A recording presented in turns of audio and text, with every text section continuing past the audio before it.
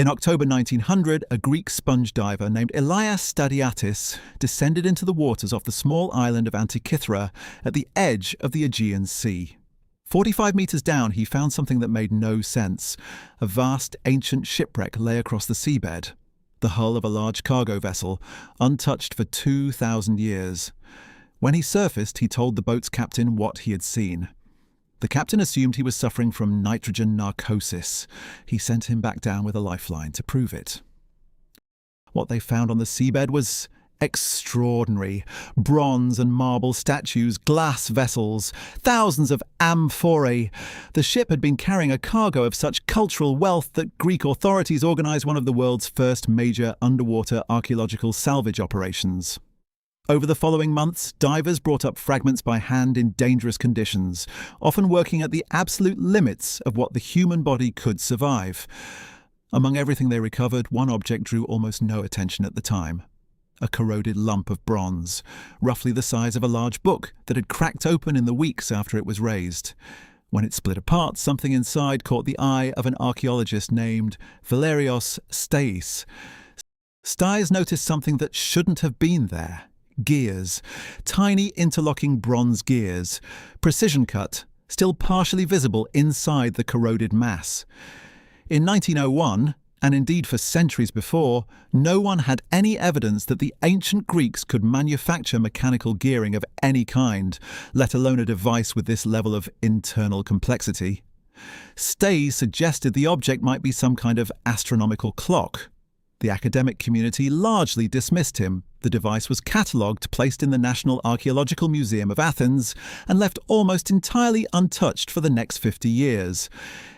In 1951, a British physicist and historian of science named Derek de Solla Price came across a photograph of the fragments and decided something was fundamentally wrong with the established understanding of ancient technology.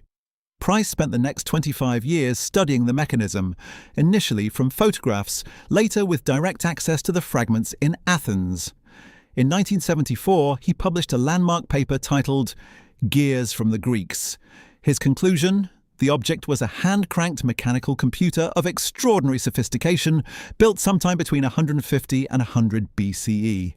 Nothing remotely like it, he wrote, would appear again in human history for more than 1,000 years. The mechanism contains at least 30 interlocking bronze gears, though researchers believe it originally held considerably more. The gears are cut with a precision measurable in fractions of a millimetre. They are arranged in interconnected trains. One set drives another, which drives another, building a system capable of modelling the movements of the sky with genuine mathematical accuracy. The level of miniaturized mechanical engineering inside this device would not be seen again in Europe until the construction of astronomical clocks in the 14th century CE. 1,300 years is a long gap, and the mechanism came first. Turn the hand crank on the side of the device and the front face displays the position of the sun and moon in the zodiac on any given date, past or future. A separate pointer tracks the moon's anomaly. The way its orbit slightly varies, causing it to speed up and slow down across the month.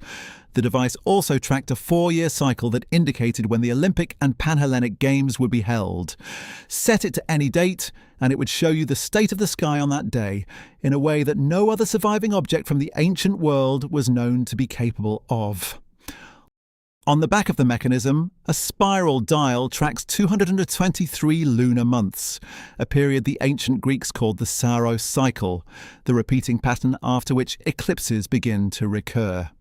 The mechanism uses this cycle to predict when solar and lunar eclipses would occur, marking each one in a small cell on the dial with symbols indicating type and magnitude. A second smaller dial, the Exeligmos, extends this further, tracking 3 full Saros cycles and giving eclipse predictions up to 54 years into the future. The accuracy is not perfect, but it is close enough to have been genuinely useful for planning, navigation, and ritual calendars across the ancient Mediterranean. Only about 1/3 of the mechanism has survived. It exists today as 82 corroded bronze fragments, some the size of a coin, some larger, held in the National Archaeological Museum in Athens. Researchers have spent decades trying to reconstruct what the full device looked like and how all of it functioned. The challenge is that the most important sections, the front planetary display, the upper right portion of the casing, are among the parts that are missing entirely. What has been recovered is enough to understand the engineering principle. What is gone may have been even more complex than what remains. In March 2021, a team at University College London published what they described as the first serious attempt to reconstruct the front face of the device in full. Using surviving gear trains, the physical dimensions of the fragments, and the Greek inscriptions carved into the back of the mechanism itself, the team proposed a complete planetary display: the Sun, Moon, Mercury, Venus, Mars, Jupiter and Saturn, all moving simultaneously on concentric rings, driven by a single hand crank. Lead researcher Professor Tony Frith described it as a mechanical model of the cosmos. It was the first reconstruction consistent with every surviving piece of physical evidence and every inscription. In 2024, researchers at the University of Glasgow applied a technique adapted from the study of black holes, analysing subtle variations in pixel brightness across high-resolution X-ray scans of the fragments, to examine the hole pattern on the back dials. They concluded that one ring almost certainly contained 354 to 355 holes, an almost exact match for the lunar year. It was the most precise determination yet of how the device modelled the moon's movement. 2,000 years after it was built, astrophysicists using tools designed for deep space observation were still finding new information hidden inside it. The inscriptions on the mechanism reference places an astronomical traditions consistent with the island of Rhodes. Many researchers believe it was built there, possibly in a tradition descending from Hipparchus, the astronomer who first calculated the precession of the equinoxes. Some have suggested a connection to Archimedes, who is known from historical accounts to have built mechanical astronomical models and who died in 212 BCE, not far from the mechanism's estimated production date. No direct link has ever been established. Whoever built it left no name. The most complex piece of engineering from the ancient world has no known author. The ship carrying the mechanism sank, most likely, around 65 BCE, possibly in a storm while crossing between Rhodes and Rome.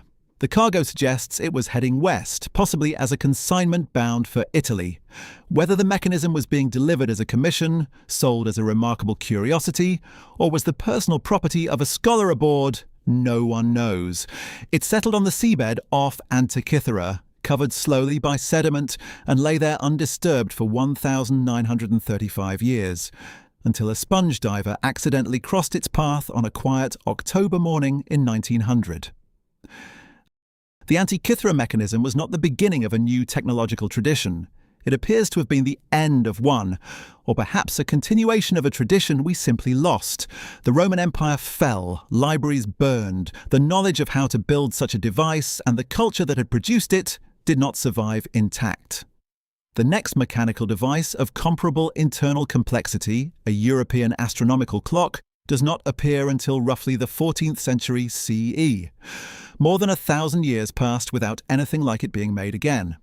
That gap is not merely a historical curiosity, it is one of the most unsettling facts in the entire history of human technology. What the Antikythera mechanism tells us is not just about itself. It tells us that the ancient Greeks possessed mechanical precision engineering at a level that nobody had imagined, and that they possessed it for long enough to build something this complex. It implies a tradition, workshops, craftsmen, accumulated knowledge, specialized tools, and an intellectual culture that produced devices like this, possibly across generations, and left almost no other trace.